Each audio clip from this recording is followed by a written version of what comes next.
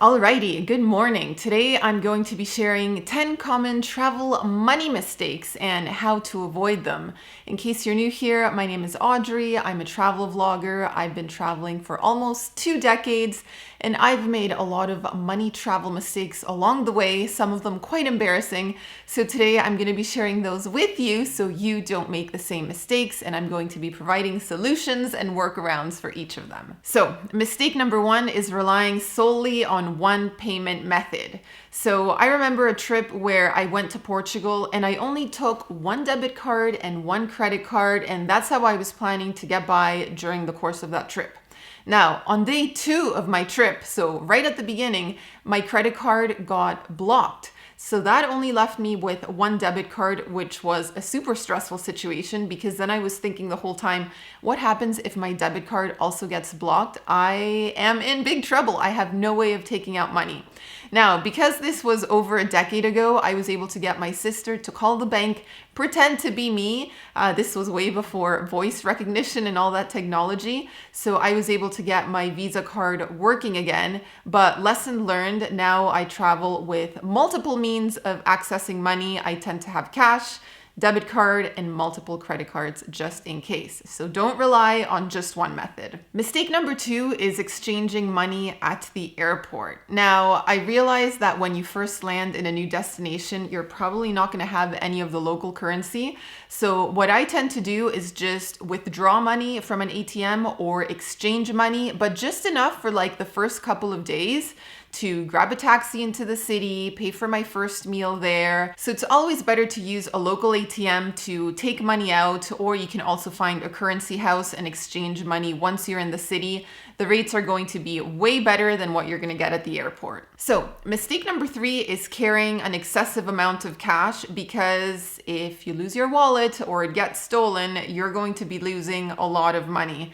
And unfortunately, I do have a story for this one as well. So a few years ago, we were traveling with family in Greece, and someone had just been to the ATM. They had withdrawn something like 300 or 400 euros. It was a lot of money because the idea was this money is going to last me for my entire stay. Now, unfortunately, right after going to the ATM, we got on the subway, and this person's wallet got stolen and all the money with it was lost. So that's another reason not to carry a lot of cash on you. Mistake number 4 is not having any emergency cash. Now, I know it's going to sound like I'm contradicting myself because I just told you, don't carry a lot of money on you. But I think it's important that you keep a little stash of hidden cash just in case of an emergency, just in case, your wallet gets stolen and you lose your credit cards, your debit cards. It's good to have some cash that you can resort to until you're able to resolve the situation and get new cards sent to you. Mistake number 5 is not getting travel insurance. Now, I know travel insurance sounds super boring. Why do I need it? The chances of anything happening are so minimal. But what if something does happen?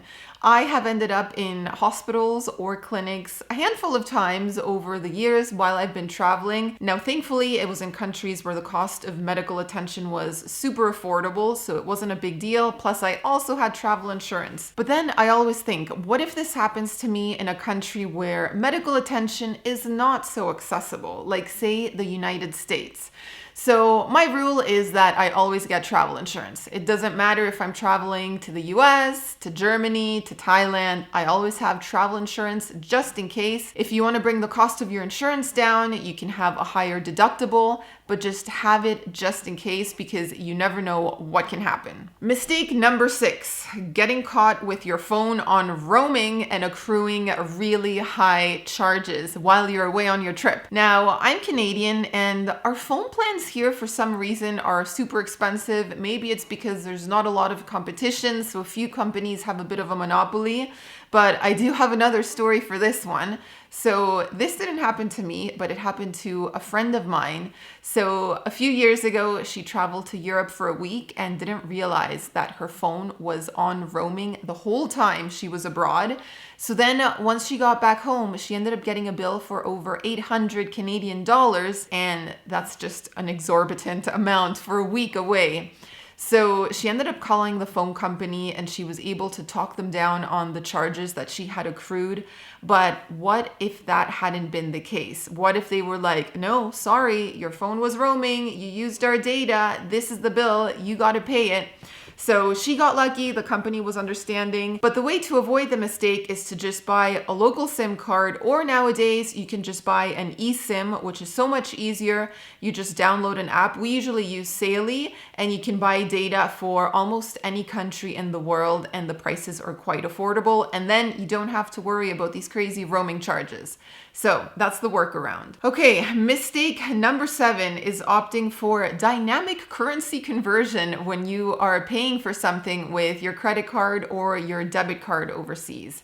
So you may have noticed that sometimes when they hand you the payment terminal, it'll ask you, do you want to pay in your home currency or do you want to pay in the local currency? Now, I didn't know this, but if you select your home currency, in my case, Canadian dollars, you are getting a horrible exchange rate and your bank is just making money. So you always want to select that you want to pay in the local currency. Now, I didn't know about this for years. Sam taught me just a few years ago when he saw me making a payment and selecting the wrong option. So now you know, always select local currency, not your home currency, because you'll be getting a bad deal. Mistake number 8, forgetting your debit card at an ATM machine. Yes, I have done this. I know it's pretty embarrassing. So, story time. I was traveling in Patagonia a few years ago in a little remote town in Argentina, and I needed to take out some cash. So I went to the ATM machine, put in my card, took out the cash, and grabbed my money and just walked away from the machine and left my debit card in there. Because the thing is, when you do a cash withdrawal in Canada, you always get your card first and then your cash second. So you're less likely to forget the cash because that's what you came for, that's what you're waiting for. However, in Argentina and in many other countries around the world, they give you the cash first and the debit card second. And sometimes there's a bit of a lapse, there's a bit of a delay before they ask you, like, are you done with your transaction? Do you want your card back? Blah, blah, blah. So one time I grabbed the cash. I was like, well, okay, I'm done. And I just walked away, leaving my card there. Now, thankfully, an honest person came right after me to do their transaction. They realized a card had been left in there. They handed it into the bank and I was able to recuperate it the following day when I realized my card was missing. But yeah, that's something to be very careful. Make sure that you always have your card and not just the cash. Mistake number 9, forgetting to claim VAT refunds when you're traveling overseas. So Sam and I tend to buy a lot of camera gear overseas. This is usually because our camera gear breaks while we're traveling and we need to replace it right away. So we've bought new cameras like in Poland, in Japan, and I'm sure many other places. Now, the thing is, you can get money back when you leave the country where you made these purchases. You get the tax back.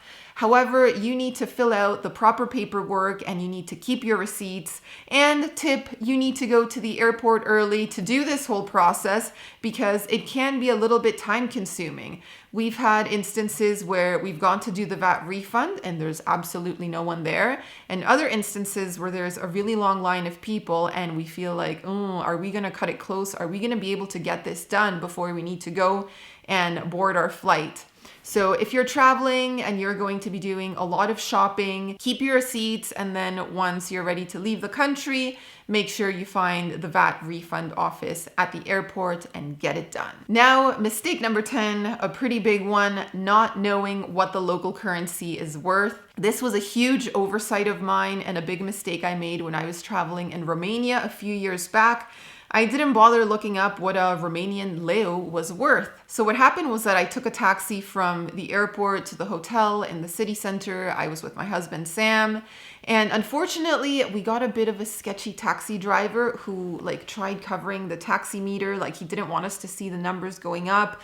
He did some funny fiddling. And then when we got to the hotel, he asked for an amount that seemed excessively high. But I didn't know the exact currency exchange, the exact value of a Romanian leu. So I wasn't able to be assertive enough and be like, no, you are ripping me off. So we had to get a hotel receptionist involved, and like it was a whole big deal. In the end, yes, we were totally being scammed. They were trying to charge us like triple what a taxi ride is worth. But this mistake could have been easily avoided if I just bothered looking up the value of the local currency. And the way to avoid this, I like to download an app on my phone that is called XE, and you can just select the currencies that you use most frequently. So I've got like, Canadian dollars, US dollars, euros, Argentine pesos, and you can do quick calculations, quick conversions, so that you're never wondering, is this price fair or is this not quite right? So that's a quick and easy travel tip for you. Make sure you have an app where you can calculate and do a quick conversion.